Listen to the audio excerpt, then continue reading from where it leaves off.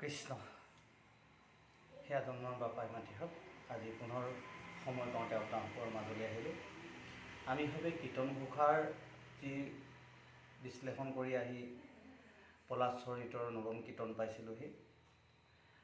অষ্টম কীৰ্তনলৈকে হৈছিলে, নৱম কীৰ্তন পাইছিলোঁহি আৰু এই নৱম কীৰ্তনৰ পৰা আজি পুনৰ সময় পাওঁতে নৱম কীৰ্তনটো আগবঢ়াইছোঁ। কৃষ্ণ কৃষ্ণ যদু পতি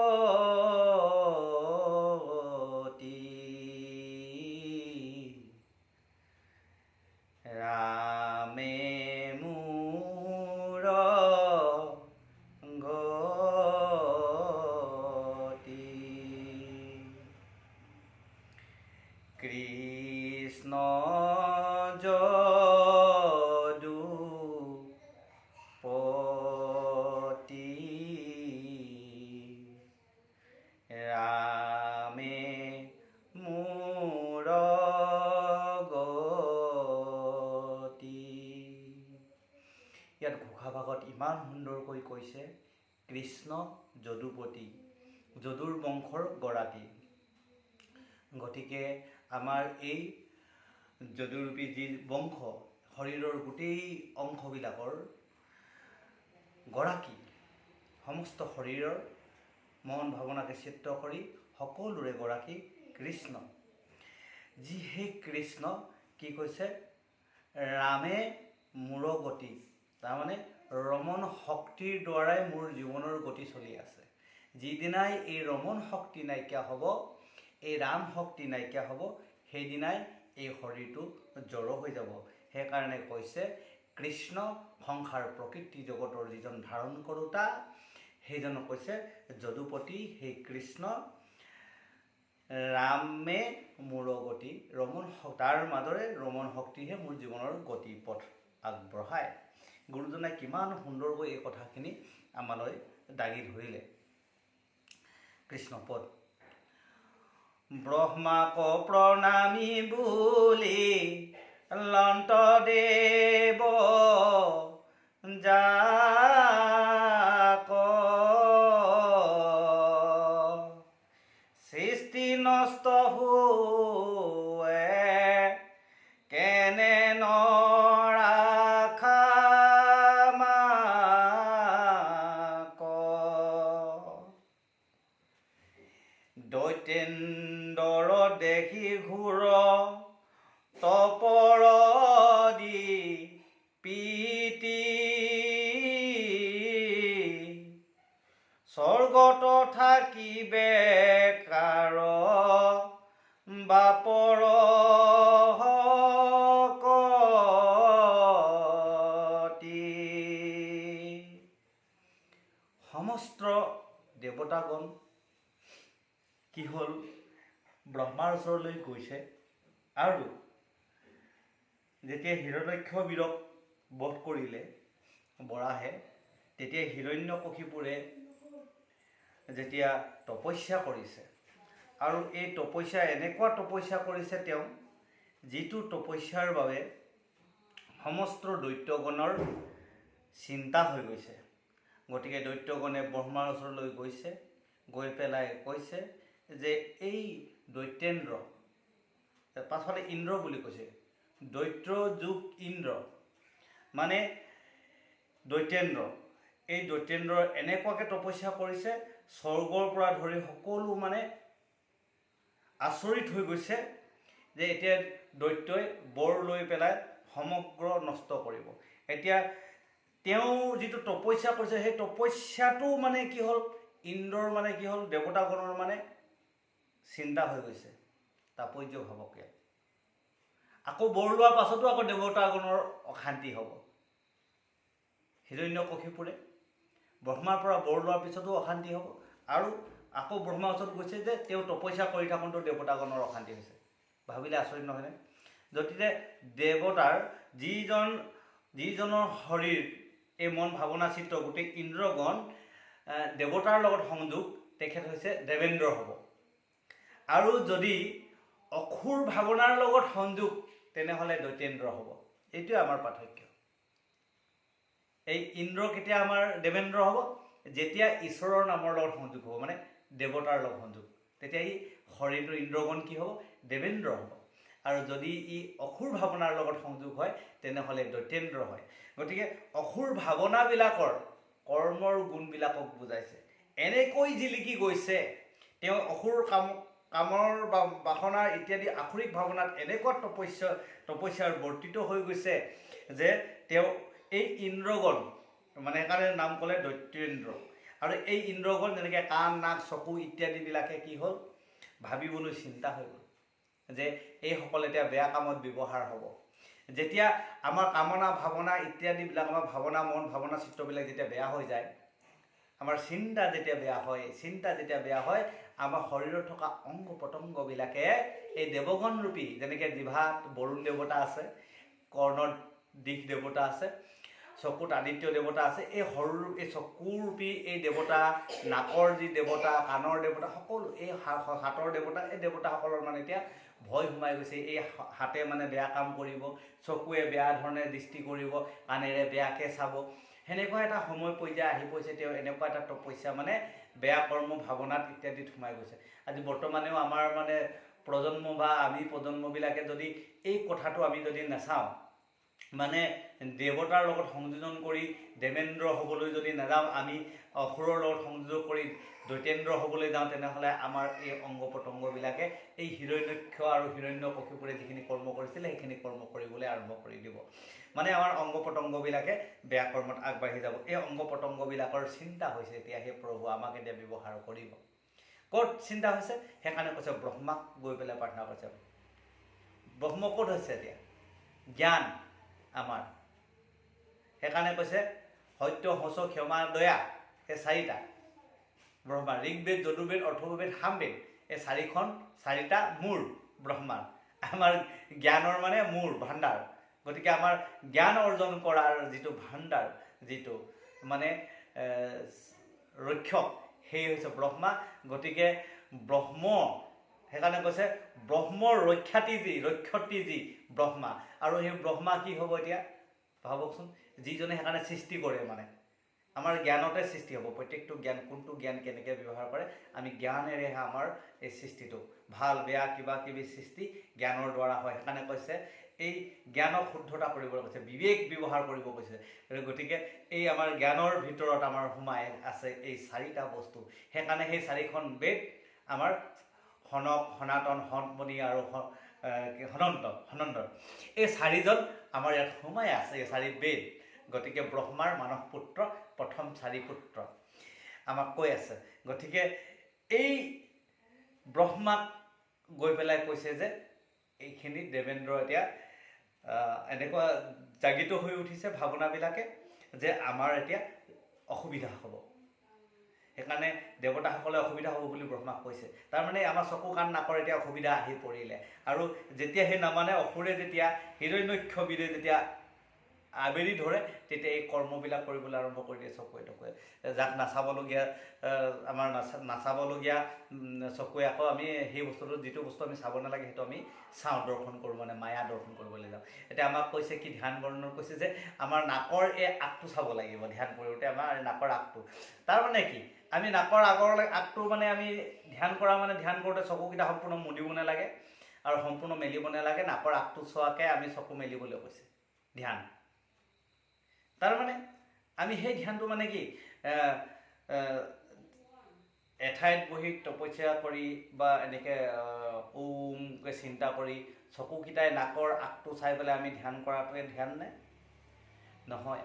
আমি বাটেদি গমন কৰোঁতো আমি যদি নাকৰ আগটো সমান দূৰৰ পৰা যদি চাওঁ, তেতিয়া আমাৰ ভৰিখন যিমান দূৰত পৰিব সেই জেগাখিনি আমি দৰ্শন কৰিম।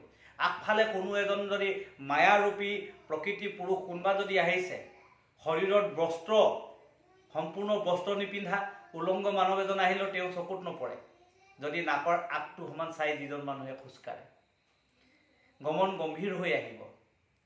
আগফালে কোনোবাই কিবা কাপোৰ বস্ত্ৰ পিন্ধি আহিছে, সেই বস্তুটো তেওঁ চকুৰেদি দৰ্শন নহয়, যিজন মানুহে নাকৰ আগটো চাই আহিব।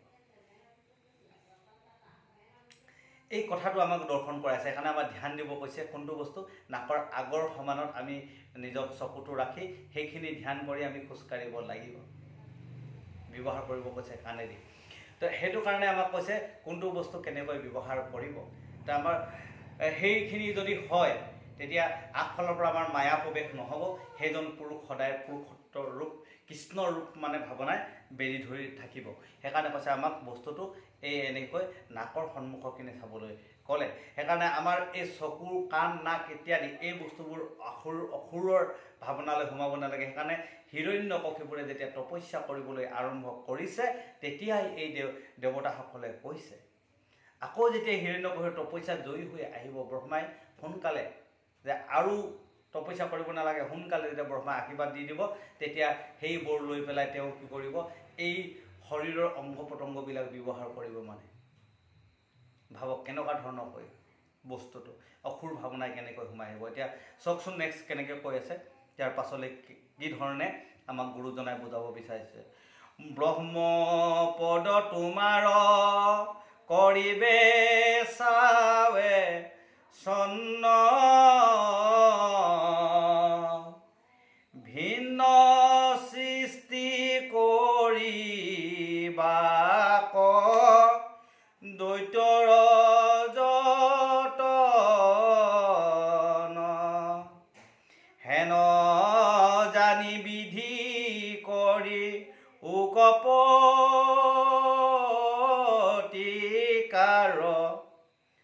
যাবে নতু নষ্ট हुए সমস্ত সংসাৰ। আৰু বিধি মানে ব্ৰহ্মাক এই দেৱতাসকলে গৈ কৈছে যে এই সংসাৰ যাতে নষ্ট নহয়, গতিকে ইয়াৰ কিবা এটা প্ৰতিকাৰ কৰক। ব্ৰহ্মাই সেইকাৰণে কৈছে সৃষ্টি কৰোঁতে, সেইকাৰণে সৎগুণ ৰজগুণ তমগুণ, তমগুণত সৃষ্টি কৰি মহাদেৱ সৃষ্টি হ'ল, ৰজগুণত মনু ইত্যাদি মনুবন্ধ ৰজা ইত্যাদি জন্ম হ'ল, আৰু সৎগুণে নাৰদ আৰু চাৰি সিদ্ধৰ জন্ম হৈছে। গতিকে আমাৰ এই বিধি মানে সময়, সেইকাৰণে ব্ৰহ্মাক আন এটা নাম দিলে বিধি। গতিকে এই সময়বিলাক জানিব লাগিব। এই সময়খিনিৰ ভিতৰত এইসকল জন্ম হৈছে। ব্ৰহ্মাৰ সৃষ্টি কাৰ্যবিলাক আমাক কৈছে যে ব্ৰহ্মাই এইটো এনেকৈ সৃষ্টি কৰিলে। সেইটো কৰা মানে যে আমাৰ সৃষ্টি কাৰ্য, ব্ৰহ্মাই সৃষ্টি কৰা কাৰ্য মানে কি সেইটো আমিও জানিব লাগিব। গতিকে কি গুণৰ লগত কি সৃষ্টি কৰিলে কি জন্ম হয়, আমাৰ মাজৰ পৰা আমি কি গুণেৰে আমাৰ পূৰ্বপুৰুষবিলাক আহিবলগীয়া ভৱিষ্যতবিলাক আমি সৃষ্টি কৰিছোঁ, এই তাৰ ওপৰত ভিত্তি কৰিছে। সেইখিনি দেখুৱাইছে ব্ৰহ্মাণ্ড কেনেকৈ সৃষ্টি হ'ল, ব্ৰহ্মাৰ দ্বাৰা কেনেকৈ কোন সময়ত কি হ'ল, সেইখিনি কথা আমাক বৰ্ণন কৰিছে। সেইকাৰণে আমি সেইটো কথা জানিব লাগিব যে এই সৃষ্টি নষ্ট হ'ব, গতিকে এই নষ্ট কেনেকৈ ঠিক হ'ব, নষ্টৰ পৰা প্ৰতিকাৰ হ'ব, গতিকে বিধি তুমি নিৰাময় কৰা এই বুলি মানে দেৱতাসকলে প্ৰাৰ্থনা কৰিছে। দেৱতাসকলৰ প্ৰাৰ্থনাত ব্ৰহ্মাই মানে হিৰণ্যকশিপুৰ ওচৰলৈ যাবলৈ আগবাঢ়িছে। এই ৰাম হেন জানি ব্ৰহ্মা লৰি গৈল শংখ জানে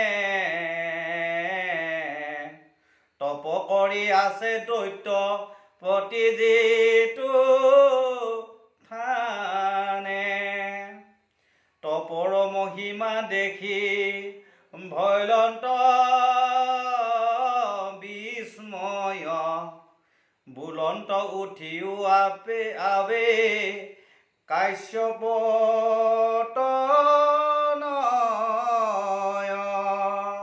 আৰু ব্ৰহ্মাই আহি হিৰণ্যকশিপুৰৰ যি তপ দেখি আচৰিত হৈছে। আচৰিত হৈ কৈছে যে হে কাশ্যপ পুত্ৰ তুমি উঠা, এইবুলি ব্ৰহ্মাই ক'বলৈ আৰম্ভ কৰিছে। এই শৰীৰৰ মাংস খাই লেকটোৰ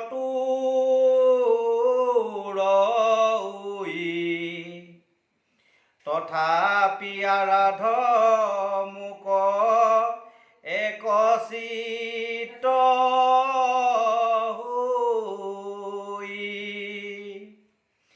হেন তপ কৰণ টানা হিকে সংসাৰত যেহি লাগে বৰ আবে লৈও অভিময়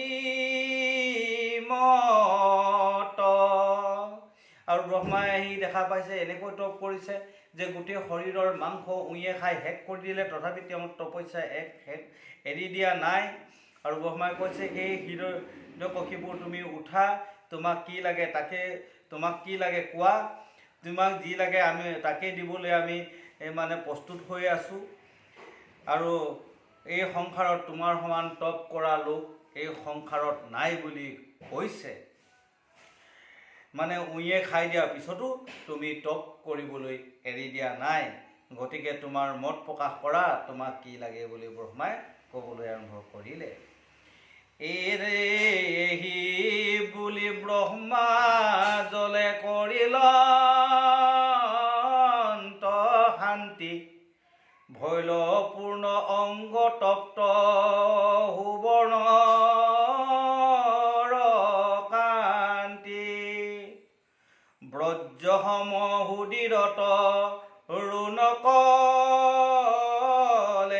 বৰ, উঠিল মাটিৰ পৰা পাছে দৈত্য চৰ। কমণ্ডলুৰ দ্বাৰা পানী ছিটিয়াই দিলে, পানী ছিটিয়াই শৰীৰৰ অংগবিলাক পূৰ্ণ হ'ল, যিমানবোৰ উৰিয়ে খাইছিলে পূৰ্ণ হৈ গ'ল, আৰু তপ্ত সুবৰ্ণ শৰীৰ হৈ উঠিল, আৰু সুদীৰ্ঘ এজন কলেবৰ ৰূপ মানে ৰূপ যৌৱন প্ৰাপ্ত হ'ল, আৰু তেওঁ কি হ'ল, ৰূপ যৌৱন পুনৰ মাটিৰ পৰা তেওঁ থিয় হ'ব পৰা হৈছে দৈত্যেশ্বৰে।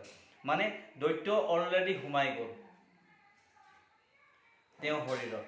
যেতিয়া তপস্যা পূৰ্ণ হৈছে, ব্ৰহ্মা দেখিছে, জ্ঞান চিত্ত, ব্ৰহ্মা সোমাইছে, চিত্ত মানে জ্ঞান, এই জ্ঞান ভাৱনা সম্পূৰ্ণৰূপে ব্ৰহ্ম ভাৱনাবিলাক অসুৰত সোমাই গ'ল। ব্ৰহ্মা আহিছে, এতিয়া দিছে আশীৰ্বাদ। গতিকে কমণ্ডলুৰে ছিটিয়াই দিছে, আৰু তেওঁ কি কৰিছে, গোটেই শৰীৰবিলাক কিহে খাইছিলে, উঁয়ে মানে কি, ভাৱনাবিলাক।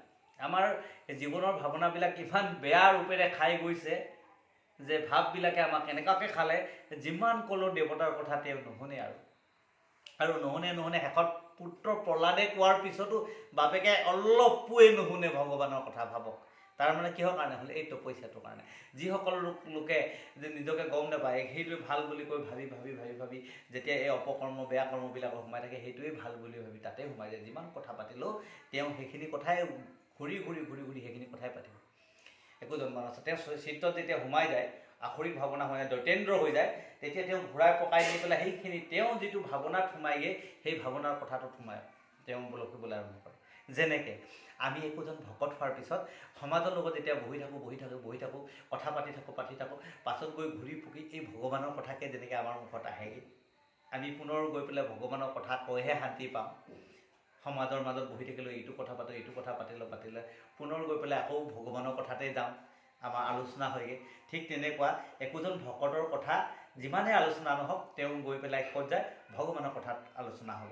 আৰু যিজন দৈত্য আৰু অসুৰ, তেওঁ কি হ'ব, মায়া কৰ্মবিলাকৰ কথা পাতোতে সেই মায়া কথা, ক'ত ধন পোৱা যাব, কাক ঠগিব পৰা যাব, ক'ত লুটপাট কৰিব পৰা যাব, আমুকৰ ঘৰত আমুকটো বস্তু আছে, ব'ল ৰাতি চুৰ কৰিম, এনেকুৱা ভাৱনা কৰোঁতে তেওঁ ভাৱনাবিলাক সেইবিলাকত সোমাওঁতে আখৰিক ভাৱনা মানে কেতিয়াও মুক্ত নাপায়। তাৰ সেইজনৰ ওচৰত আৰু হৰিনাম কৈ থকা প্ৰহ্লাদৰূপী ভকতে কৈ থাকিলেও তেওঁ আৰু খেয়াল নকৰে, কেতিয়াও ঘূৰি নাহে। তেওঁ মন মগজত ইমানখিনি মানে সোমাই গৈছে, সেইকাৰণে ৰাতিও নমৰে, দিনতো নমৰে। সেইবিলাক ভাৱনা কেতিয়াও মৰে নেকি, ৰাতিও নমৰে, দিনতো নমৰে, সেইবিলাক ভাৱনা আকাশতো নমৰে, পাতালতো নমৰে, সেই ভাৱনাবিলাক সোমাই যোৱা। সেইকাৰণে হিৰণ্যকশিপুৰ আকাশে পাতালে ক'তো নমৰে। আমাৰ মনৰ ভাৱনাবিলাকত সেই বস্তুবিলাক যেতিয়া আখৰিক ভাৱনাবিলাক সেইজনৰ মাজত সোমাই থাকে, তেওঁ মৰে জানো? আৰু ভাৱনাবিলাক নমৰে নহয়, যেতিয়ালৈকে তেওঁক ঈশ্বৰে মাৰি নেপেলায় ভাৱবিলাক, নহয় জানো? সেইকাৰণে এই বস্তুটো সেই তেনেকুৱা দেখা যায়। তেওঁ ভাৱনাবিলাক কেতিয়াও নমৰে, ৰাতিয়ে দিনে দুমোজা, তেওঁ জীৱনটো দুমোজা। সেইকাৰণে হিৰণ্যকশিপুৰক ক'ত মাৰিছে, দুমোজা, ৰাতিও নহয়, দিনতো নহয়। এই দুমোজা সময় তেওঁ মন ভাৱনাবিলাক দুমোজা অখল লাগিয়ে থাকে। সেইখিনি কথা কৈছে যে সেইকাৰণে ব্ৰহ্মাই যেতিয়া পানী ছিটিয়াই দিলে, তেওঁ কি হৈ গ'ল, পুনৰ মানে শৰীৰৰ মাংস উঠিছে, আৰু তেওঁ মানে ব্ৰহ্মাক মানে দেখা পাইছে। ব্ৰহ্মাক দেখিল শংখ জানে আছে চৰি, মিলিল আনন্দ প্ৰণামিলা পাৱে পৰি, হৰি খেলুটক পৰে ৰোমাঞ্চিত গাৱে, কৰিল অনেক তুতি নতি নম্ৰ ভাৱে ব্ৰহ্মাক প্ৰণাম কৰি স্তুতি মিনতি কৰিছে, নম্ৰভাৱে কৰিছে। আৰু তেওঁ যে হংসযানত ব্ৰহ্মাক অহা দেখা পালে।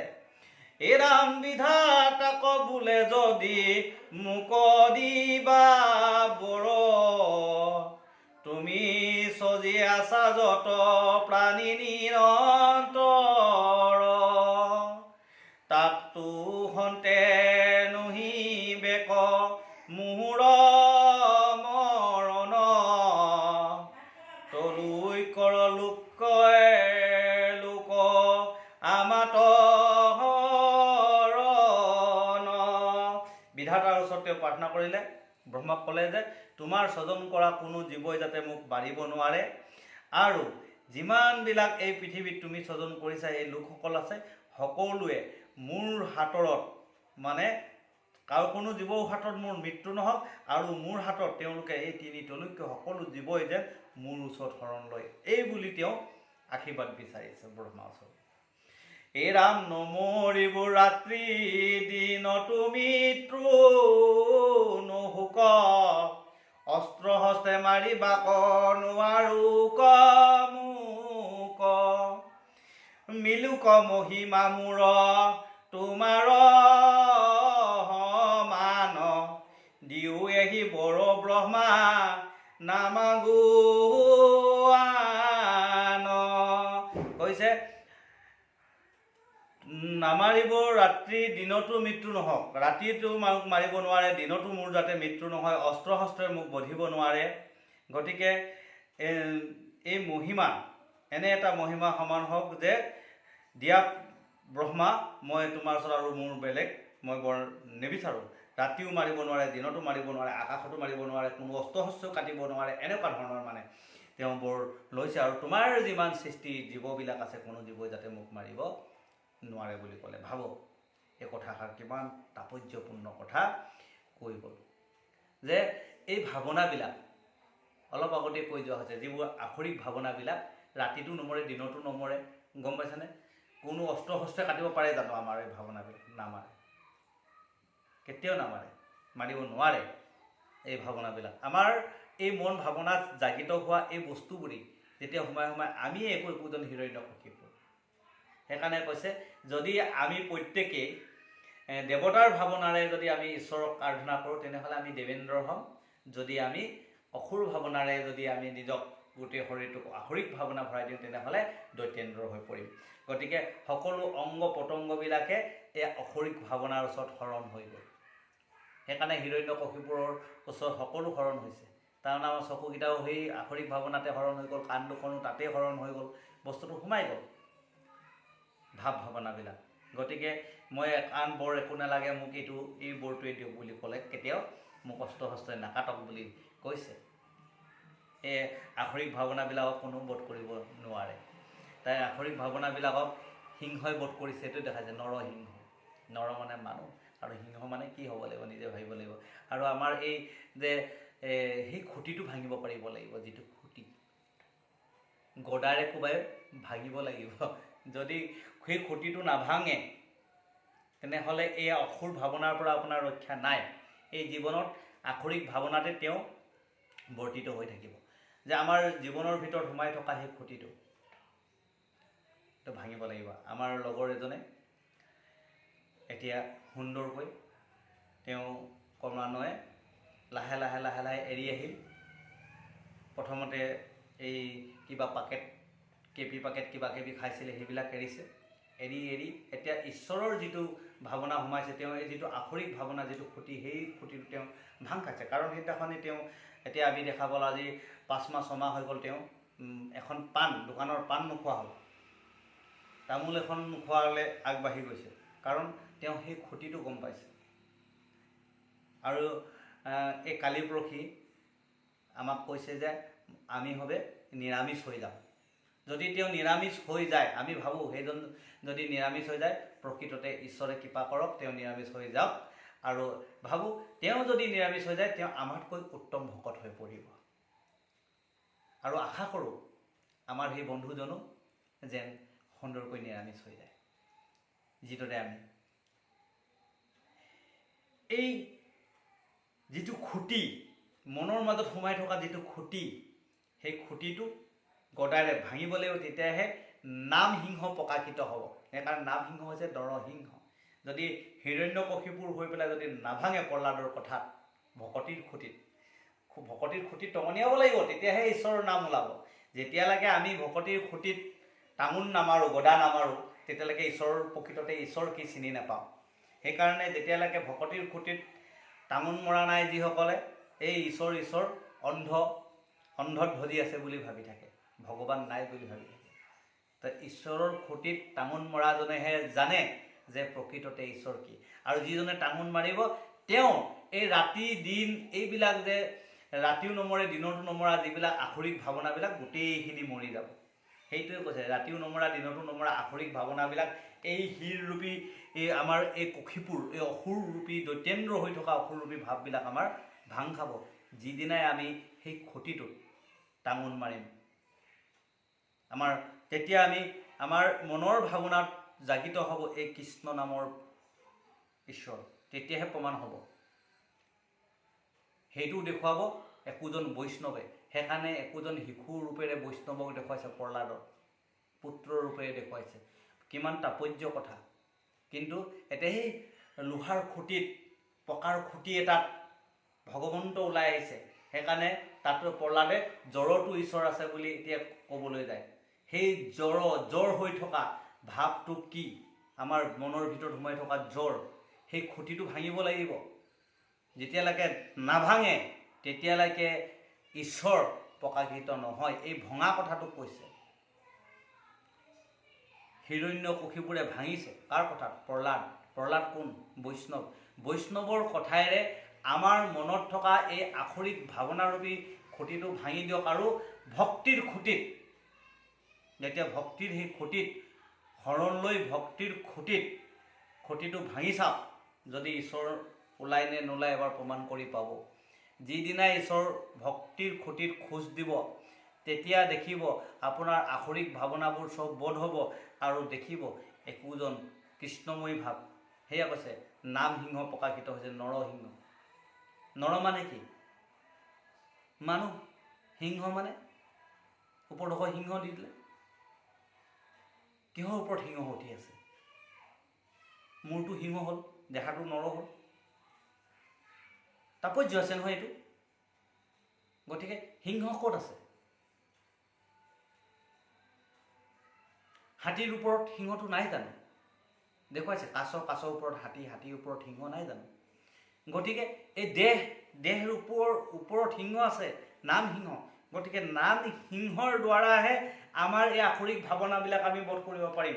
নামত শৰণ লোৱা সেই খুঁটিটো চাব লাগিব। কোনটো খুঁটি? ঐত যাৰ পুত্ৰ হবে ঐত। ক'ত? নামঘোষাত কৈছে নহয় বাপ্পাই মাতৃ হওক, যাৰ পুত্ৰ হবে ঐত মানে ঠাই, সেই ঠাইত। কোন ঠাইত? সেই ঠাইত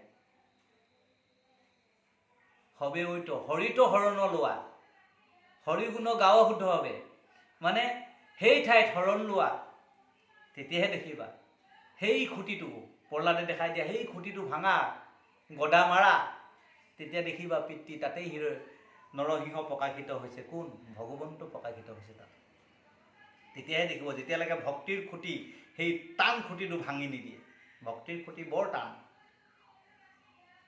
অৰ্থ নাজানিলে ভক্তিৰ খুঁটি কেতিয়াও নাভাঙে, যিমান কৈ থাকক। গতিকে তাক গদা মাৰি ভাঙিব পাৰিব লাগিব।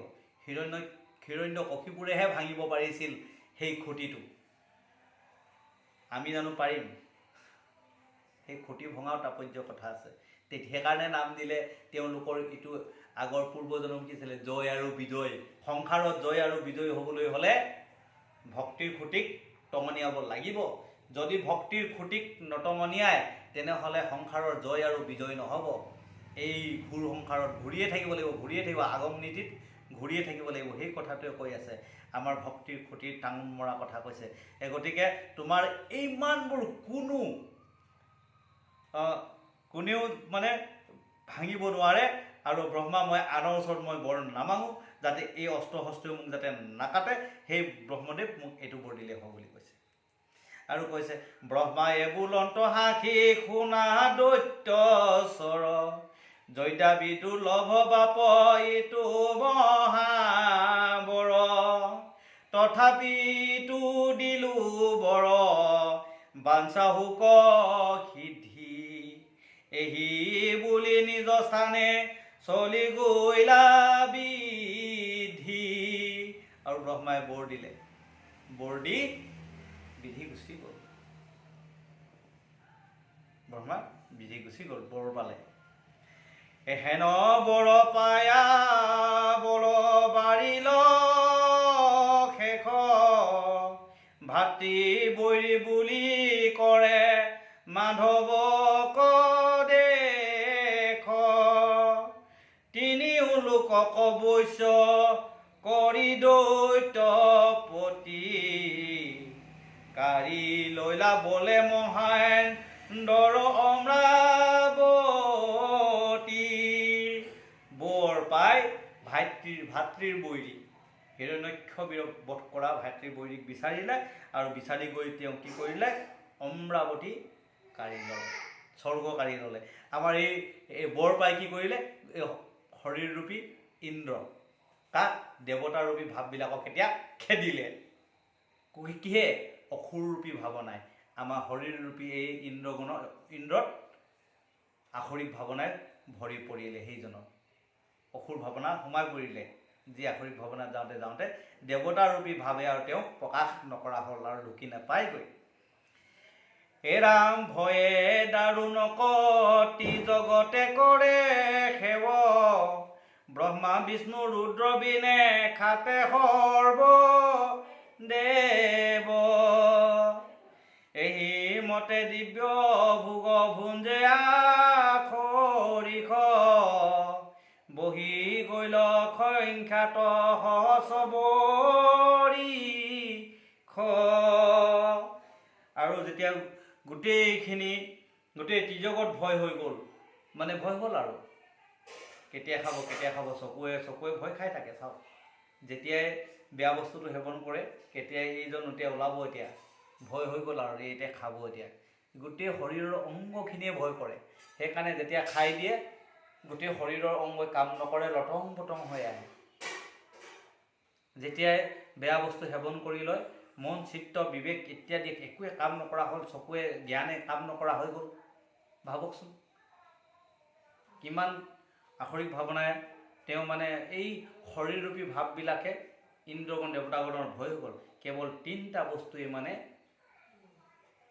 তেওঁ এই হিৰণ্যকশিপুৰে বাধিবলৈ বাকী আছে বাকী চবকে তেওঁ বশ কৰিলে কাক কৰা নাই পালন কৰোঁতা সৃষ্টি কৰোঁতা আৰু সংসাৰ কৰোঁতা এই তিনিজনৰ বাদে সকলোকে তেওঁ বশ কৰিলে আৰু এনেকৈ সহস্ৰ বৰিশ পাৰ হৈ গ'ল বছৰ পাৰ হৈ গৈছে সহস্ৰ বছৰ পাৰ হৈ গ'ল হে ৰাম দেৱগণ আৰু নাহি সুখৰ শান্তি নাপান্ত উপায় একো মতে গুণি গান্থি কৃষ্ণৰ চৰণে হবে লৈলত হৰণ হৰি বিনা নাহি আৰু দুৰ্গতি তৰণ হৰিৰ বিনা এই দুৰ্গতি তৰণ আৰু নাই বুলি কৈছে গোটেই দেৱতাগণ কি হৈ গ'ল অশান্তি এতিয়া আৰু উপায় নাই শেষত গৈ দেৱতাগণে কৃষ্ণ শৰণ লৈছেগৈ এহি বুলি বায়ু ভিক্ষ নিদ্ৰা পৰি হৰি মাধৱক আৰাধন্ত কষ্টবত ধৰি কহে কৃষ্ণ কিংকৰে শংকৰে কৃষ্ণ কথা বোলা হৰি হৰি জন্ম নকৰিও বিথা হৰি ৰাম ৰাম ৰাম কৃষ্ণ সেয়া জন্মৰ বাপাই মাতৃ হওক আজিলৈ ইমানতে ৰাখিছোঁ আকৌ আমাৰ সময় হ'লে আপোনালোকৰ মাজত আহিম দশম কীৰ্তন বিশ্লেষণৰ বাবে পলাশ চৰিত। কৃষ্ণ জয় গুৰু।